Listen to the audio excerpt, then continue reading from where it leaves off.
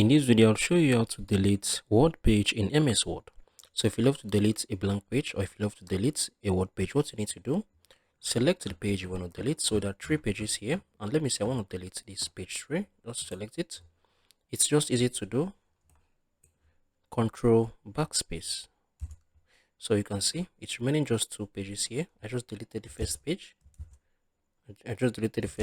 So there are just 2 pages. Okay, I think there's just 2 pages here. You just tap on the page, control backspace. Yeah, so you can see right here 2/2 pages. So I'm going to do the same. If I want to delete this page now, come on here, control backspace. So I think I'll do the same. So just from your own end, type in control backspace. You can see it's remaining just a page here, remaining just 1 page. So if you found this video helpful, share your thoughts below in the comment section. I'll see you in the next video.